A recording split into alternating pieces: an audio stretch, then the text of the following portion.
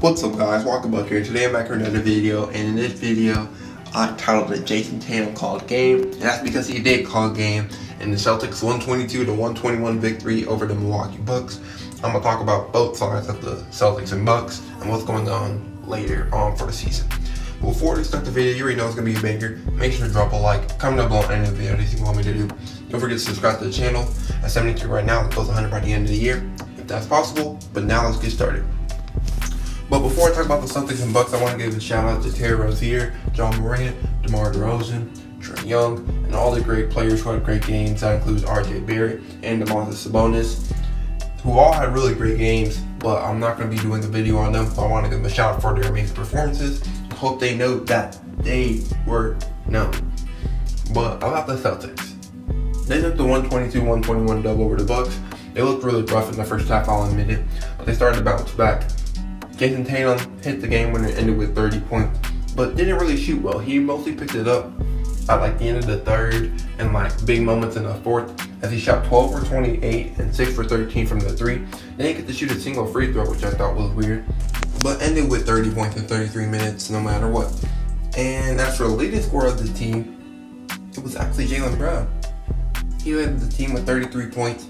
He shot 13 for 24, 3 for 8 from the 3, had 5 boards and 4 assists in 38 minutes. He really looked like the leader of the team at times, and it was clear his team was the best player. But at times it really looked like Jaylen Brown was leading the team, and like Jayson Tatum was just going off.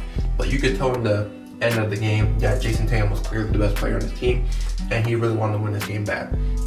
And you could see it. And other than those two, and Jeff Teague, who had a really good 19 points in 25 minutes, no one else didn't really do that good. Tristan Thompson had a solid game of 12 points and 8 rebounds and shot decently efficient. Daniel Tice added 10. But Marcus Smart only had 3 points. He shot over 3. He had 7 assists as the primary playmaker. But he really just provided defense for the team. And it showed as he got some key stops against Giannis at times. And it just shows how much he impacts without even doing much offensively, only having 3 points. And he was still able to impact very greatly and still ended up playing 38 minutes. It was weird but nice to see Peyton Pritchard get some minutes, getting 13 minutes and up with 3 points. Aaron Neesmith didn't get any minutes up, but I thought that was weird.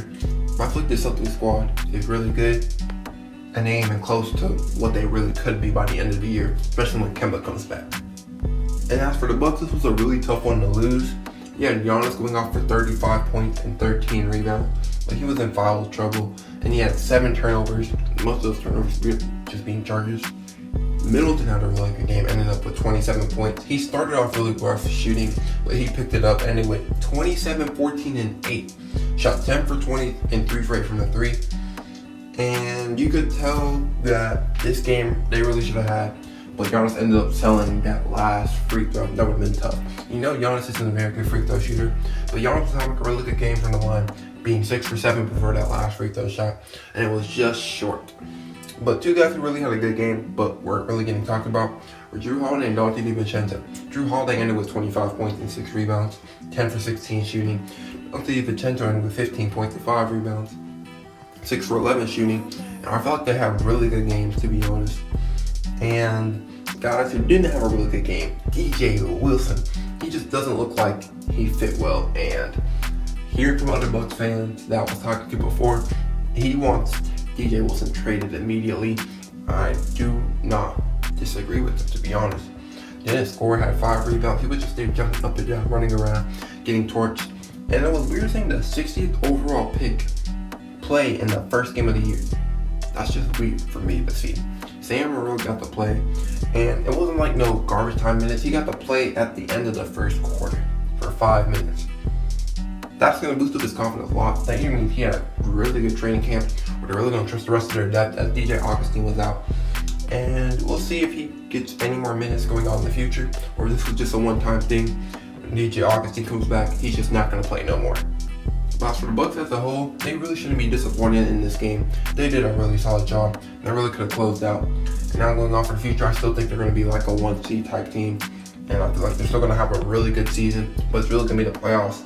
These guys can step up and prove that they could be a really good threat to watch out for. Brook Lopez, he had an okay game, but he could have done a bunch better. I need him to pick up that rebounding though. Only had 3 rebounds in 29 minutes. Kind of disappointing when you have bigs like Daniel Tice and Tristan Thompson just beating you on the board. Really just Tristan Thompson. Daniel Dyson didn't really do much on the board. Also, I'm surprised Daniel Dyson took up some threes. But back on the Bucks side, they're going to be a really good squad. We already know they're going to be really good in the regular season, but can they pick it up in the playoffs? Big moments like these may cost them in the playoffs, but we'll see if they can really pick it up. As for the Celtics, they really good on top and underside of them when Kemba comes back. Tatum becomes more efficient. Jaylen Brown, he had a really good game. I don't see him taking 24 shots a game though. I feel like he could be a really good, efficient player for them. And if their depth continues to be really solid, Grant Williams could have a better game. But if they continue to have a really good bench to provide with this starting five that just looked amazing, I feel like they could be really good as well. As these are two of the top contenders in the East. What do you guys think about this video? What do you guys think about the Celtics and the Bucks? If you enjoyed, make sure to drop a like, comment down below, and if you have anything you want me to do, don't forget to subscribe to the channel. Peace out, guys.